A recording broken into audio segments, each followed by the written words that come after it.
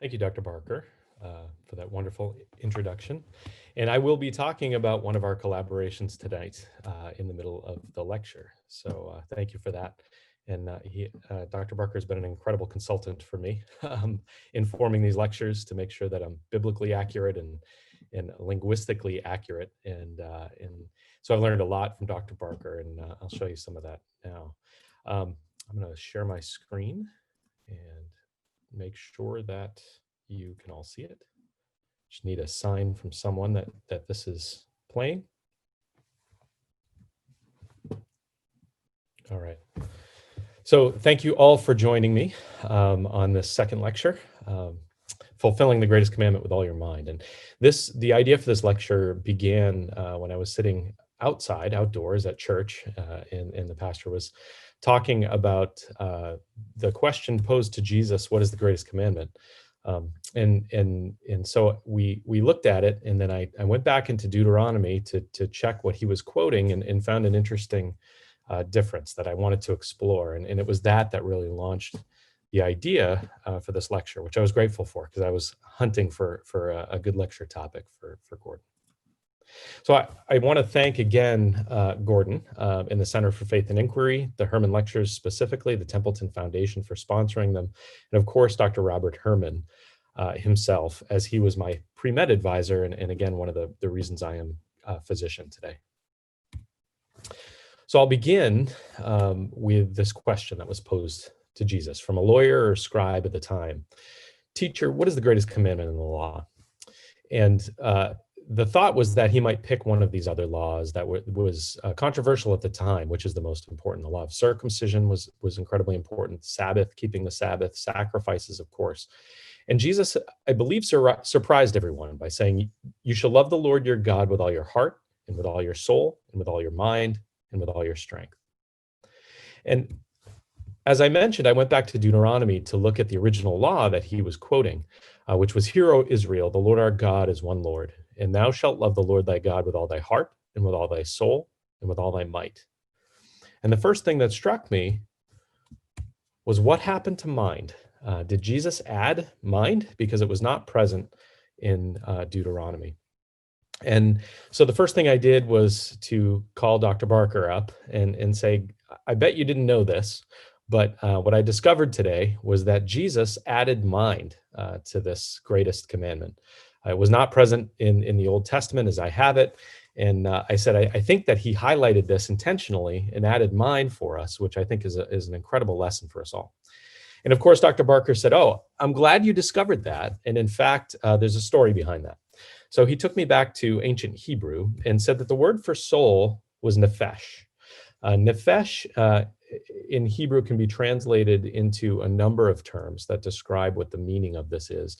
And it's important because ancient Hebrew and Hebrew has fewer words than Greek or English. And therefore the words have more meanings specifically. And so when you translate Hebrew into Greek or English, we have more words and we have to kind of define what was the initial intent. And so nephesh means soul, but also mind, psyche, even breath and throat. And so when translating nephesh into English, the soul was kept, but not these other terms. And at the time, ancient Hebrew was translated into Greek through the Septuagint, so that people at the time could read the Old Testament. And the Septuagint translates nephesh into soul and mind. And so it was fascinating to me that Jesus would have used this Greek translation of the Hebrew text when speaking to a Hebrew scholar to describe the greatest commandment, which included mind. And I believe that this indicates that Jesus thought that adding mind, that the translation soul and mind was incredibly important to fulfilling this commandment. So clearly Jesus emphasizes that using our minds is important. And this really forms the basis for the Center for Faith and Inquiry at Gordon. On their website, they quote James Davison Hunter, who said Christians have an extraordinary, even unprecedented opportunities to strategically engage in the world we live in for good. This is essentially what we're training to do, right, in college. At a Christian college, to do this requires loving God with all our mind, as well as with all our heart, soul, and strength. And so this is the mission of the Center for Faith and Inquiry. And this is what I want to talk about today. How do we do that practically? So first, we're going to talk about models in the Bible. How did others love God with their minds? What can we learn from them? And then what does it mean for us practically in our lives? So the first question, one of my questions when I got to Gordon, was really, does faith have to be complicated at all? So believing in God and confessing with your mouth the Lord Jesus is all we need to be saved. So does it have to get any more complicated than that? And I actually mentioned this to one of my friends, James Vitello, who's pictured here twice after a full meal, a big meal together. And then also here when we were RAs together, where we were RAs of Lewis, Evans, and Wilson. And so this is the group together. Here's Jim. And I said, actually faith is pretty simple. Do we need to get any more complicated than that? Because I was a scientist. Do I need lots of Bible courses? Do I need to dig in deeper? And James said something that I never forgot. Essentially, he said, if you love God and you believe in God, why wouldn't you want to know him more deeply? Why wouldn't you want to know him in a complicated way? Why wouldn't you want to know everything there is to know about him? Why settle for less? And it was that point, one of those points in my life that changed the way I thought about my faith and my science. So we'll start with some great intellectuals of the Bible, and there are many, but today I just want to talk about three. One is Paul, one is Solomon, and one is Jesus. So we'll start with Solomon, who had worldwide fame for wisdom and knowledge. And this fame was so widespread and so significant that the Queen of Sheba actually traveled a long way to visit Solomon and test him. And she may have come from modern day Yemen or from Ethiopia. It's unclear exactly where her realm was or where she originated from. But the point was when she came to test Solomon with questions. And she said that Solomon answered all of her questions. And in fact, in wisdom and wealth, he had far exceeded the report that she heard. So she was not disappointed in this encounter. And Solomon certainly received wisdom from God as he asked for this, and God granted that to him directly. But the knowledge that he gained was deeper and took many years of learning and education. Next was Paul, who impresses me incredibly particularly because of this incident on Mars Hill. So Paul went to the Greeks and he needed to explain the significance of Jesus and what he meant to the Greeks in Athens in a way that they would understand. So actually, Paul, a well-educated man, actually quotes Greek poets. So people that they would understand. But as he's walking through Athens, he recognizes that there are a lot of altars. And rather than just getting angry with them and saying that there's only one God and you need to get rid of all your altars, he chooses to say, actually, I found one of these altars was to an unknown God. And there was an altar to an unknown God discovered actually in Rome, and this is an example of that. So this was a widespread practice. They were just afraid to miss anybody. At the time, Petronius said it's easier to find a god than a man in Athens. There were so many, close to 30,000 gods. And so they put up this altar to an unknown God in case they missed somebody. But what he said was, what you worship in ignorance, this I proclaim to you. And to me, this was a genius approach for Paul to speak the word to the Athenians, to use something that they understood, this altar to an unknown God. And he defined that unknown God for them and let them know the power that was in God and his son, Jesus Christ. Genius. And then finally, there is no better example of using your mind in education than Jesus. So Jesus was tested repeatedly by the Pharisees who were intending to entrap him and get him to say something self-incriminating. And he, at every point, wins every debate in every way and teaches us profound truth. And in fact, when he was only 12 years old at the temple, he amazed many at his understanding and his answers.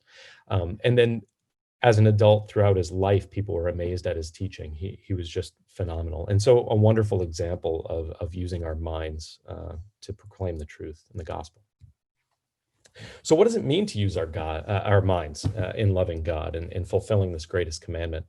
Well, I think that a big part of that is not running, but dealing with difficult questions. And C.S. Lewis is one of my heroes who certainly did not run from controversy or difficulty, but addressed them head on. And so many questions like does Christianity require blind faith? Do we have to check our mind at the door when we go into to church to worship God and to accept His truths? Was Jesus just a teacher and not really God? Was He truly God Himself?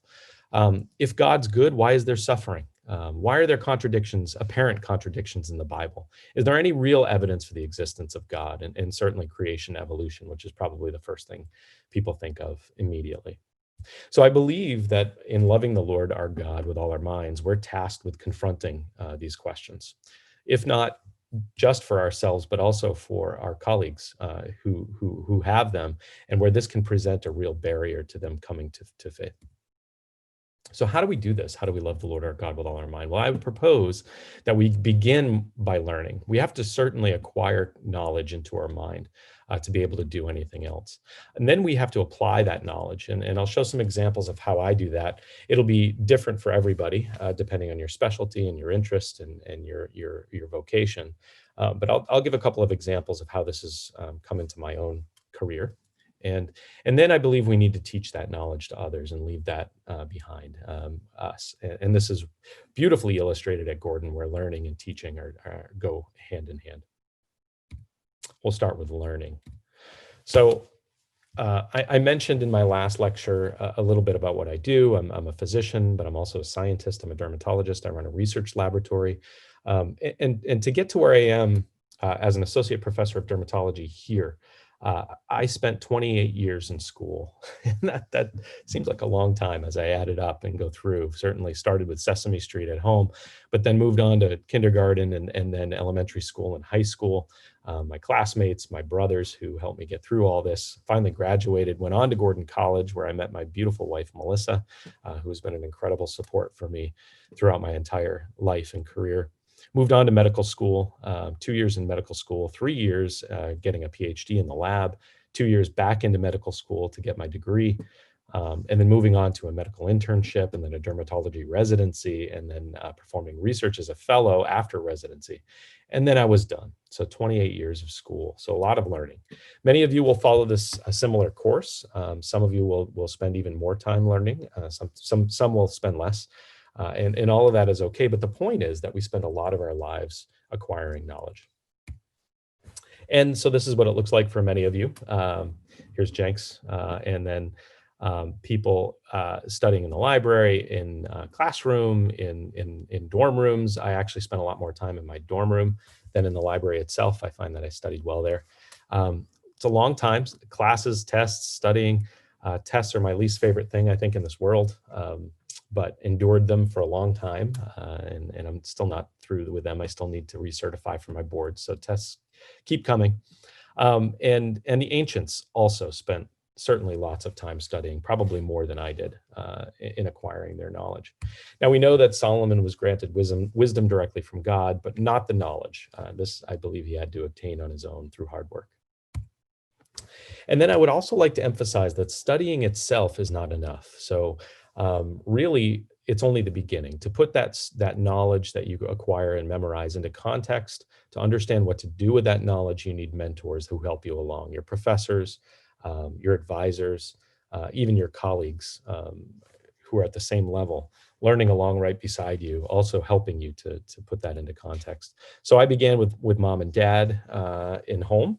They were my first mentors, helping me to grow in knowledge and understanding. My brothers really played a huge role. They were much older than me, and served a critical role in helping me to learn as I grew. My classmates in high school, I remember a lot of those things, as my AP biology class shown here, where I first fell in love with science. That was partly because of them. Even though Sean Kuchar looks really annoyed and bored here, he loved the class too.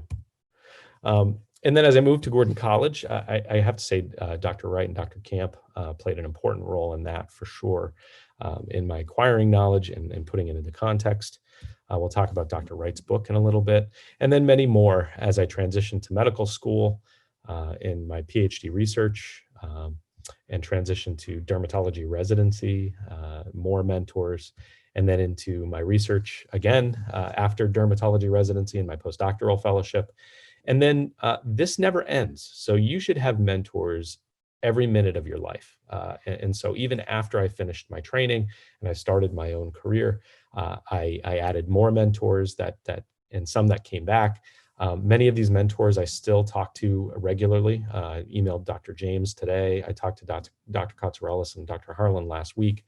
And so this is really important for continued growth in knowledge and understanding, and it never ends. So mentors are key. And so this is really just a summary of the mentors who poured themselves into me, not just knowledge, but again, context and understanding. Of course, I talked about Jim Vitello here at Gordon and my co-RAs at the time. This is the group of guys on my floor that I took a photo with, so I'd never forget. And then, of course, many of you might recognize this guy, but this is back from that time, Dr. Bill Barker. And we've made very clear the importance and collaborations we've had throughout our careers that have been just critical for my understanding and my learning. And I continue to learn every day. So then once we've learned and we've acquired that knowledge, and you're in the midst of that now, and you'll spend lots and lots of your time doing that, the importance is then to apply it, right? So it's not just acquiring it and passing a test, but it's then to apply it to something in life. And so we'll talk about application of knowledge and filling our mind.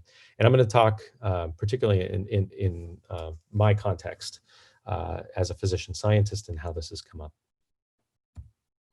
So application, the Center for Faith and Inquiry, is this even important? Is it important to do both? So I could certainly go to church and worship and fellowship, and then leave that at the door, and then go to my career and work and study and do science and see patients, and then follow that cycle again, leave that at work and go back to church. So is there really an important aspect of combining the two and helping them to synergize? What does this interface look like? And so here's one example. This is Nick Jeans, a good friend of mine from medical school. We were anatomy partners. So you always remember your anatomy partner, because that's a pretty difficult class to get through, both academically and emotionally. And so I was at Nick's apartment with two others, actually. And the question came up. Nick was also an MD PhD. Actually, one of the other partners was Paul Larson, one of my classmates at Gordon. So we stuck together. We were in med school together. And so while we were hanging out there, Nick just out of nowhere said, "John, how can you be a Christian and a scientist? How does that work? I have so many questions," he said. And I said, "Nick, I'm so glad you asked, because I am prepared for this. I spent 4 years at Gordon thinking about this and wrestling with this myself, and have never stopped." And Nick isn't the only one to ask this type of question. I've had many opportunities to really talk about the interface of science and faith. And really, it's not just being able to defend my faith, but it's really being able to enable my friends to accept faith as not foreign and not something that is controversial.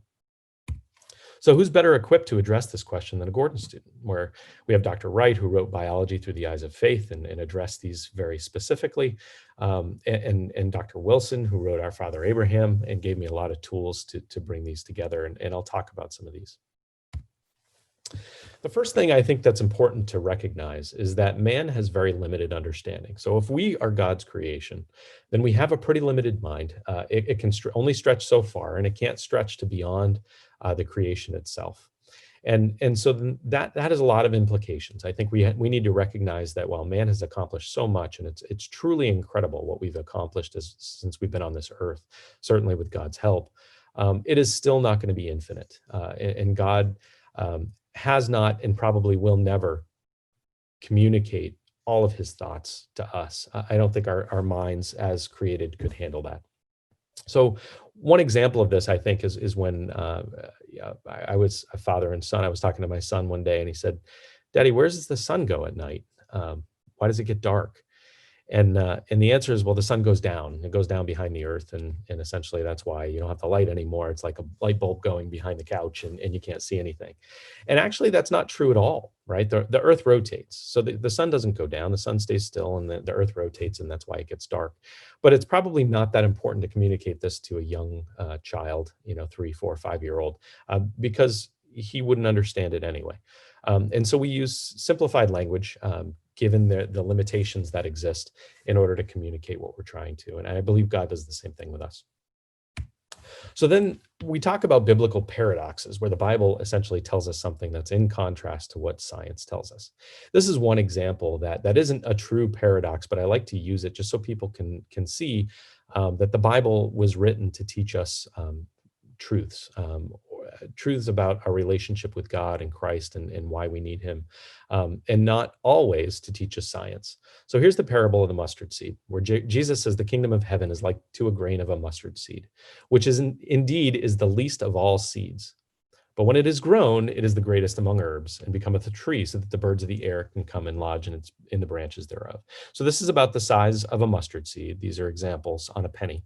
And this is the tree that grows from a mustard seed, really illustrating the importance of recognizing the growth, the size, the impact of the kingdom of heaven.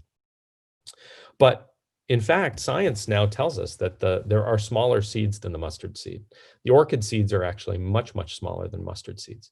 And so I asked Dr. Barker at one point, this word least in Hebrew, does it really mean least, or does it mean, kind of small or really small? And he said, no, it really means least. It's the smallest. And so if you read this, if you're reading the Bible like a botany textbook, and if that's the indication, if that's what Jesus was trying to teach us here, essentially I would have to deny that orchids had small seeds, or that these were seeds at all, or orchids exist. This is not a problem for me, because of course Jesus was communicating a deeper understanding to people who understood what a mustard seed looked like and had no desire or need to jump into what orchid seeds are. So this even seems a little silly now in retrospect that we would even discuss it, but I think it's a good example of how to read scripture and how to read the Bible, and how not to read it. Here's an orchid seed, tiny orchid seed compared to the mustard seeds. All right.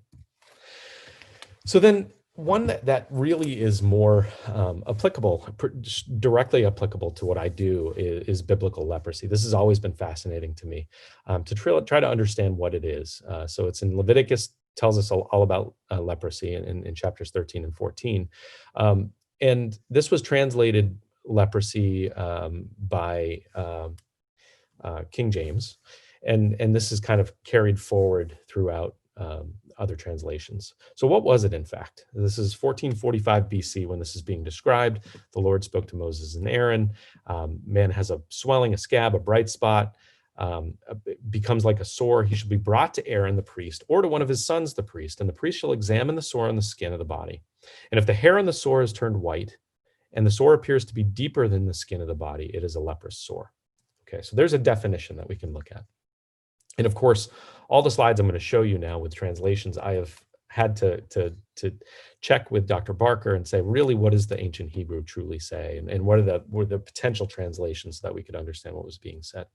But of course, I'm a scientist, so understanding what this could be is interesting. But even more, I'm a dermatologist. And so I can read these accounts of biblical leprosy, pretend I'm the priest, the dermatologist that was seeing these skin diseases, and try to understand what was really communicated at the time. So let me give you a brief primer on modern leprosy. Close contact is required. So unlike measles or COVID, it is not highly transmissible. It is not highly contagious. There's a long latency period between exposure and disease, 5 to 20 years. It's a very long time. There's some genetic susceptibility. So it appears that not everybody is even susceptible to leprosy. Many can't be infected by it. And you need lots and lots of bacteria in order to transmit this.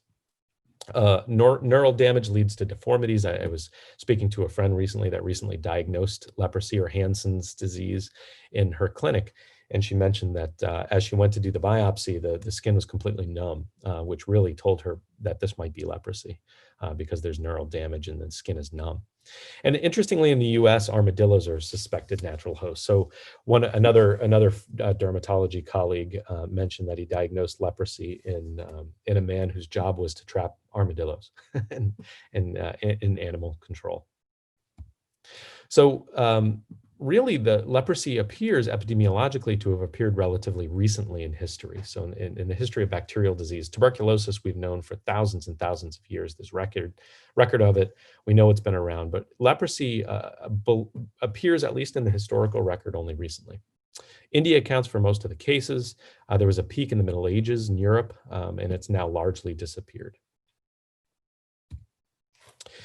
Leprosy to a dermatologist is pretty interesting because it can appear in a number of different ways. And it really depends on how many bacteria and how many spots are in the skin and how strong the immune response is against that bacteria. So as your immune response is very strong, you have fewer bacteria, fewer spots, and you tend to be at the top of these classifications. So early or indeterminate leprosy is very mild, just a lighter spot on the skin. Tuberculoid leprosy, very well controlled, very few spots.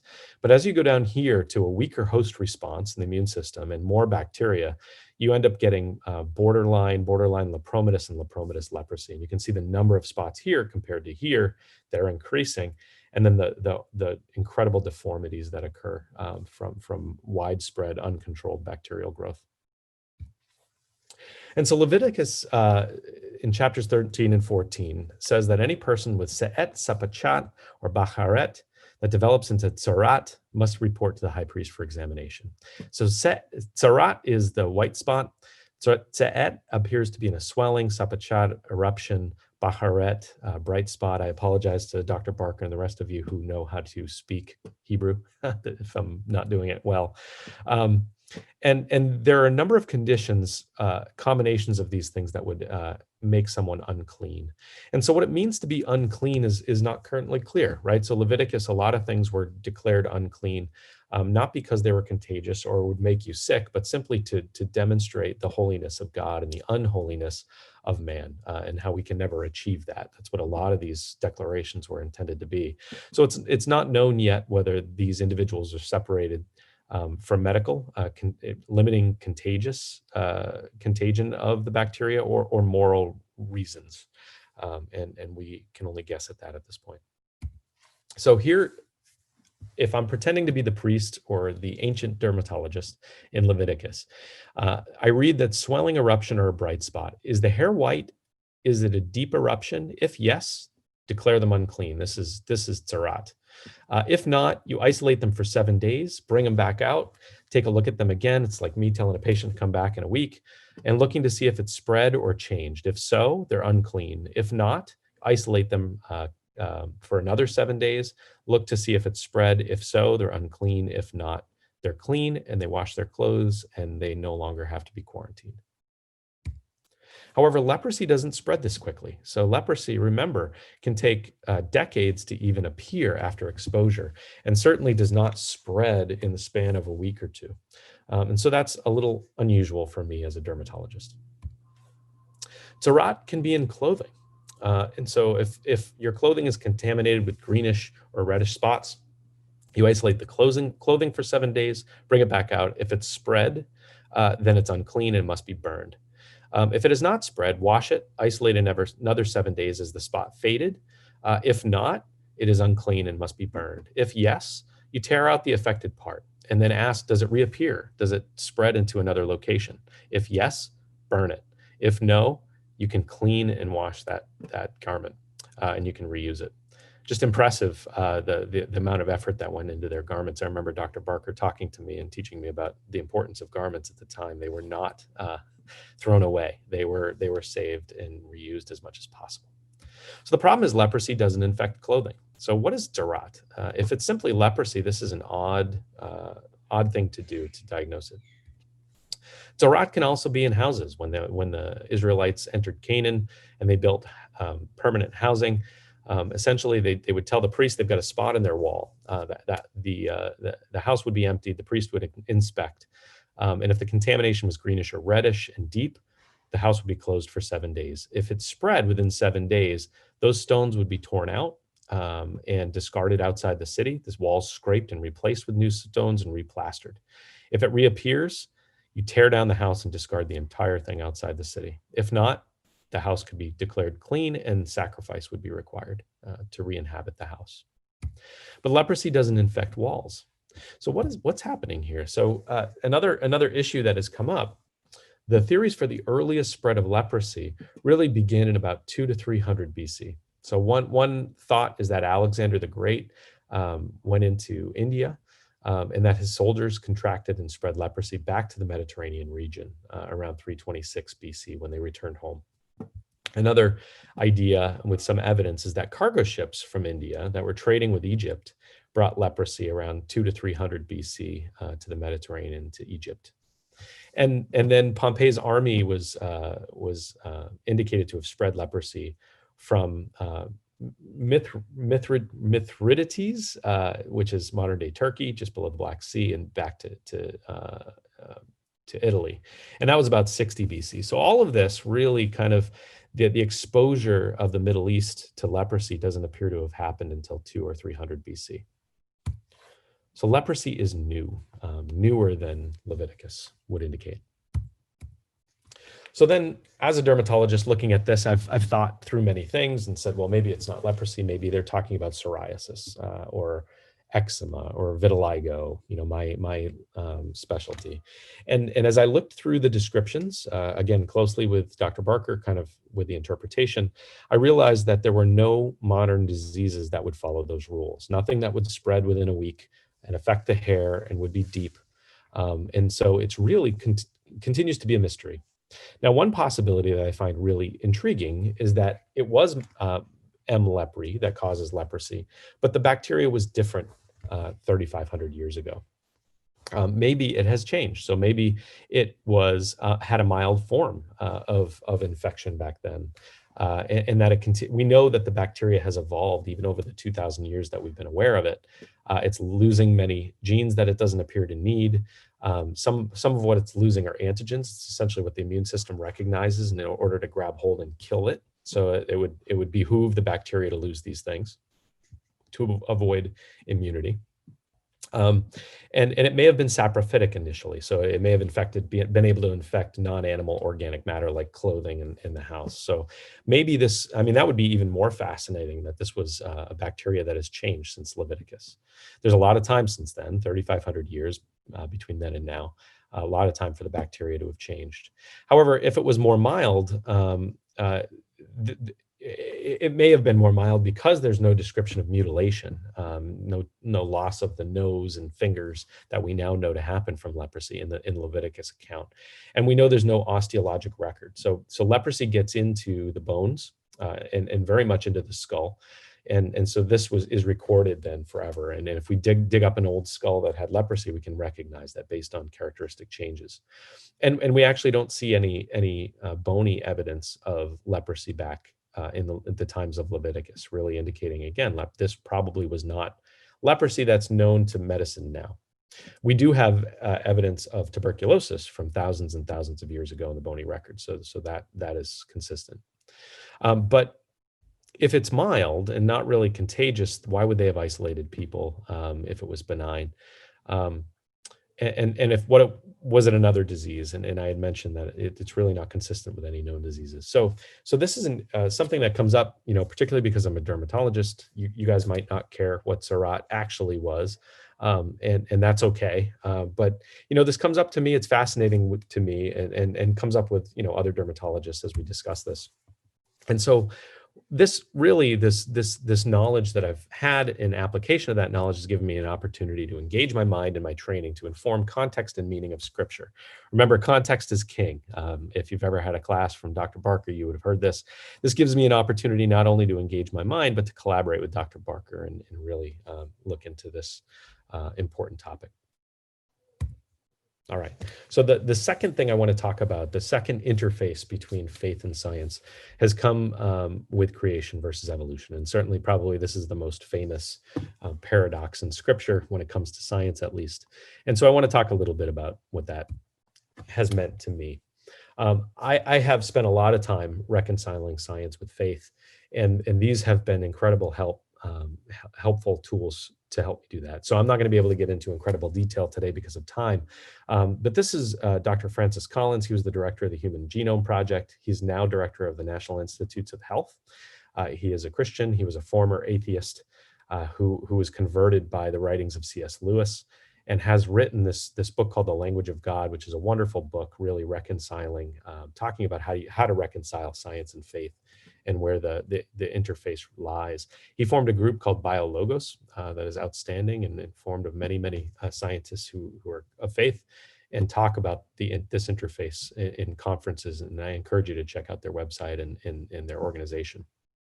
In addition, lots of books, as you can see here, looking in from both sides of this question, including Stephen Hawking. You can see that there. But largely Dr. Wright, Biology Through the Eyes of Faith, and Our Father Abraham from Dr. Wilson, important texts. And one of the things that I've learned, and I think that it has really shed light on this topic for me, is that God as creator has created creation, right? If this is the all known, the known universe, the unknown universe, if there are other universes all within inside this ball that was created by God, who is necessarily and by definition outside this ball. So we're going to talk a lot about evidence that is present here within creation. But it's impossible if the evidence comes from creation. It's impossible for that evidence to point to outside that creation. There's an interface here that can't be crossed using the tools of science. We'll talk about that. So science and faith, I learned about step and block logic. This is from Our Father Abraham. Science uses Greek logic, step logic, where we observe, we have hypotheses, we experiment, we look at the results. Are they consistent or inconsistent with scientific theory? Really, Greek and step logic is incompatible with contradictions. There's only one perspective in Greek logic, and that's the human perspective. That is the observer, the scientist. And this actually is excellent for the study of the natural world. This is why it's gained so much popularity. And this approach is the typical logic that we learn in school. It's excellent for science. It's excellent to learn about the created world. However, the Hebrews think through a different mechanism of logic called block logic. They're fine with contradictions because there are multiple perspectives. So there's the human perspective and the divine perspective, both looking at the same truth, but from different angles. Humans cannot know all things. We talked about that with the sunset. Apparent contradictions and mystery are actually signs of the divine.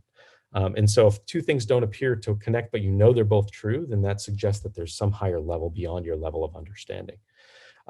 They accept truths beyond from both sides of the paradox. Here's an example. If I'm a two-dimensional being and I create a plane through a willow tree here, and I say that this trunk here is the willow tree, and that these little green hangy spots are also the willow tree, this appears to be a contradiction. They're not even close to each other. They're not connected. They're different colors. They're different structures. However, we know because we can see the entire willow tree that this is obvious, that this is the same thing. Very difficult to a two-dimensional creature with limited knowledge. They can trust in matters they don't fully understand. And really, remember that the scripture was written in this context of Hebrew block logic. So biblical paradoxes can be viewed that way. Pharaoh hardened his heart, but God hardened Pharaoh's heart. We have free will, but also there is predestination. This is the human view represented in the divine view. Of course, there are others. God is wrathful, but merciful. The Lamb of God, but the Lion of Judah for Jesus. Hell is the blackest darkness, but a fiery lake. When you are weak, then you are strong. The way up is the way down. And this is well illustrated by Dr. Wilson in his book, Our Father Abraham. So really what's happened is Western culture has imposed rational and systematic categories of thought on the Bible, which was not the intent when it was written. This is a different way of looking at it and probably does not capture the true context in which it was written. The God and his word have a sovereign unpredictability that defines rational human explanation, this Greek approach, this Greek logic. And Gentile Christians are squeezing Jesus and these paradoxes into a logical straitjacket where they're not allowed to move and have their full meaning. And Rabbi Joseph Soloveitchik said that Judaism is never afraid of contradictions. It acknowledges that full reconciliation of the two is possible only in God. So this is actually very freeing to understand that I can use Greek logic to do my science, to learn about this physical world that God created, but it does not tell me much about what's outside of the physical world, and that it's okay to understand God's truth and scientific truth together. So here's an example. So if I take a look at this below the red line and I say, well, this is the same as this, is the same as this, and this, and this, it may be very confusing. But if you can see above the red line, if you're standing outside of this very limited view, you can see that they're all connected in one. And so God's view is this connection above where this apparent paradoxes and contradictions exist below the line. When you can see above the line, it becomes very clear. And remember, with our limited knowledge, humans rarely are able to see above the line. Okay, so then finally, what's left? We've learned, we've acquired knowledge, we've applied that knowledge, and then we are commissioned to teach others. And so this is just a few slides. This is just a lot of fun. I love this part. We've got lots of students in the lab, trainees, postdoctoral fellows. These are my graduating students with PhDs. This is a lab meeting with a couple of other labs. The opportunity to engage with them and impart knowledge and not just the knowledge, but to show them the context. Remember, this is what I needed from my mentors growing up and in school, is putting the knowledge into context. So the opportunity to teach others. I've got some that have gone through the lab that have their own independent programs now. Medical students, there are students who've come through and have gone on to medical school. Those who are treating patients, defended their thesis, who've done dermatology residency and become dermatologists. You may or may not recognize Michael Damiani and Evangeline Kim, both Gordon students who've come through the lab, and Mike now is in residency. Post-medical school. And so this is such a joy. It is not just a commission. It is not just something I know that I need to do for others as part of my role in science and faith, but it is a real joy. Relationships that are formed, and this is such a wonderful opportunity that's been given to me to be able to impart knowledge on others. And throughout life, we exercise both the knowledge, the learning, the application, and the imparting through teaching, because we never stop any of these. More relationships that form. Sometimes we get to do it on a beach, or in South Africa, or in France, or in Brazil. Mentors holding my children. Just a wonderful experience that is a super rich process that I've thoroughly enjoyed. That's the end. So I'm going to stop my screen share and give this back to Dr. Barker and see if you have any questions for me.